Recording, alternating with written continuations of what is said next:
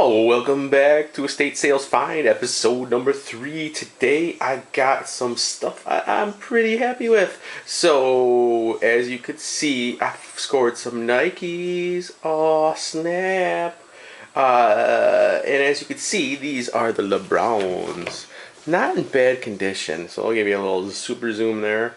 They're not too beat, no major flaws. So, look at the treads. Treads aren't too bad. I mean, this had a little bit of a lean there. But, so these are the LeBrons. So we got, let's see, you got the Kings symbol right there. Congrats to LeBron for taking Cleveland to the promised land. That's pretty sweet.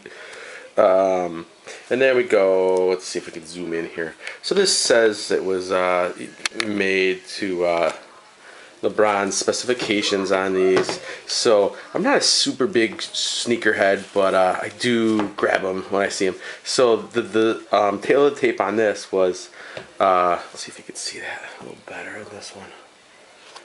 Let's see there. Diamond Collection. So I scored these for the whole lot. I got for 20 bucks. So I got I think 5 pairs. I'm gonna keep one because I like them. I'm not gonna show, but so those were the LeBrons. Let's stick those off to the side. And then I believe I got some Kobe's. I haven't done the research yet. I mean, these look like Kobe's to me. Look like a cranberry. As you can see, pretty alright condition. And let's take a peek in here. Where is Mr. Tag at? So, if you're not familiar with it, and this might not be the one to look at, Nike will put this little square white tag. If you can see it in there. Oh man, this is a bad one. But it has usually a 6-digit number, followed by a dash and then 3 numbers. But usually you can research them based on that. Let's see if I can find a better one. Yeah, these are pretty dope looking. These were a little too big for me. I think they're size 12. And I only wear 11s, so those are going to have to go. And then these, I don't know about these. I don't know if that's that custom stuff.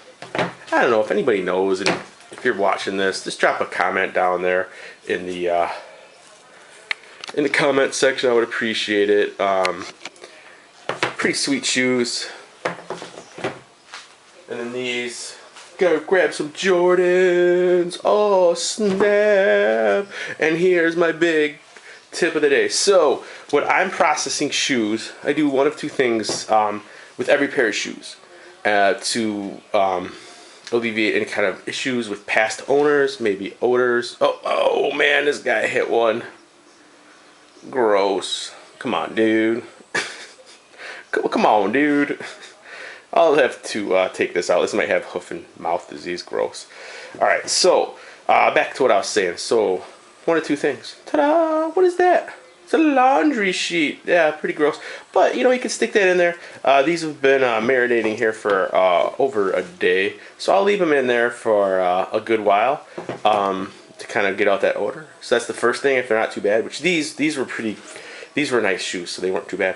The second thing I'll do with the really gross ones is I have a little, like a chest freezer, or you could use your freezer on your fridge. I put them in a bag, and then I put that in the freezer.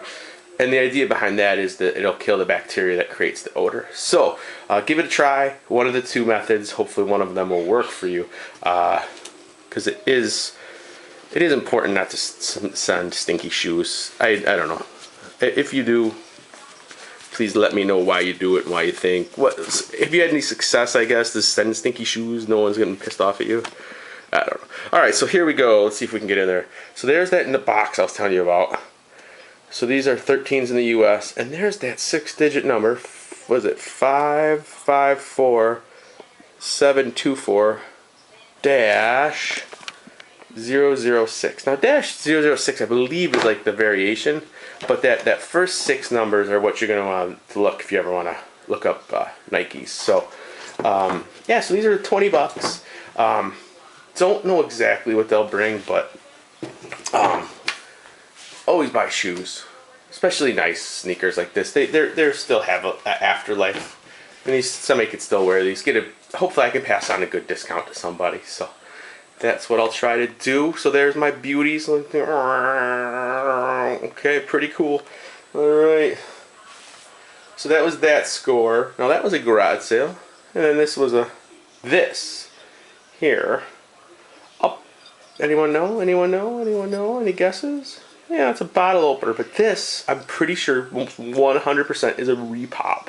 So what I mean by is a repop is that this was made after the fact. So one of the things that tipped me off was obviously this Pepsi stuff. It's all kind of beat up. You can see the sand. So what I believe happened is in a country like maybe India, they'll get one of these and they'll make what they call sand casting. So they'll put this in a big thing of sand, and then it makes an impression of this in the sand, and then they pour hot molten metal into that mold, and then reproduce this out of that sand cast.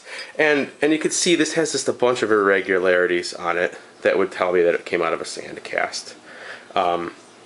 Especially on the Pepsi, they did a terrible job. I mean, they had sand. They just had sand in there all over the place. So, but for this is me. I'm gonna put it on my bar. So, you need a beer opened. Stick that beer bottle in there. Beautiful. So, yeah, got this for myself. Next, it's woo, jingle bells. All right, so I think, and if anyone out there knows, they can correct me. This is some vintage Christmas, baby. So this right here, I remember this. All my like grandparents and stuff would have this. It's like melted plastic, where they actually would, in the 50s or 60s, would hang these up. So it's just like little beads they'd put in some sort of oven, and in that order, and then they'd melt it. So I bought a big lot of Christmas, a bunch of those blow molded guys, which I don't have here, and they threw these in.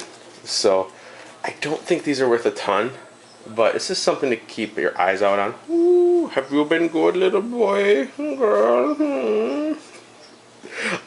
Because you will find that, something like this, maybe it's not worth it, but maybe if I lot them up, maybe I can get that $20 out of it, and then I can just stick it in one of those nice new boxes I got from eBay. Oh man, those are the bomb. So there we are, some vintage Christmas. Don't pass up on the Christmas. I know, I always want to blow right past it because it just bores me to tears. But something like this, kind of kitschy, I could see this definitely going. So I'm going to price this high. I'm going to put this, since I can't find any others, I'm going to put this for $40. That's right, kids, $40, bang! Now next up, drum roll please. This was from the auction. Oh, does anyone know what band this is? Does anyone know what band this is? Can you tell me? What band is this? Oh, darn it. So this was at the auction, and supposedly this is signed. There's no COA. It's just a poster. So I'll sell it as that, so it won't nearly go for as much, but who knows? Get it authenticated, but I don't think it's worth that much. So it's Fall Out Boy. The only reason I got it is because the auction is populated by older people, and they obviously don't know anything about this. So I think I got this for a half bid, so like $1.25. So hey, I'll take a shot at $1.25. All right, next. This is super duper wicked cool, like one of a kind type of things you find at estate sales, in a drawer, in the garage of a desk. And this was this. So let's take a look at it first before I blab. Okay.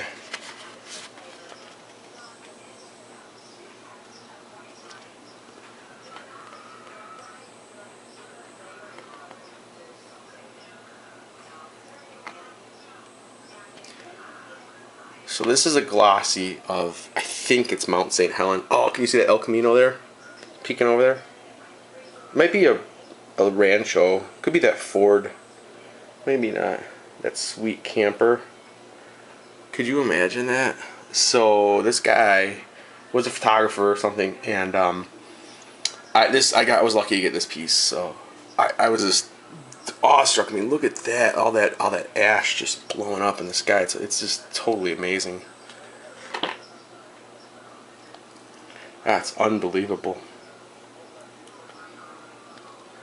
So, one of those finds, always be digging. Don't know what you're gonna come up with. Let's see, got a second copy of it. Yeah, so this was just the copy of I wish I had gotten the negatives, man. I wish I'd found those. Who knows? So that's so sweet. But the car's dated. It puts definitely in that. Mount St. Helens, and then he must have been on safari. Cheetahs.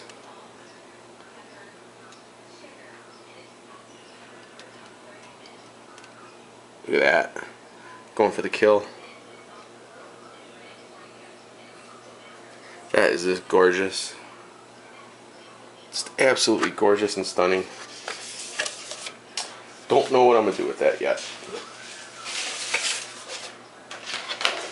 Maybe get it framed. I don't know.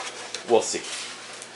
But my last and final piece.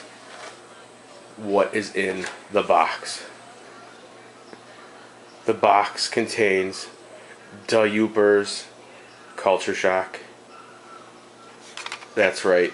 You want to get down with some polka? You come see my store. Total lark. So I know people who drive to the Upper Peninsula of Michigan, and that's where that Yooper, because it's considered the UP, so they kind of play on words and they call themselves Yoopers.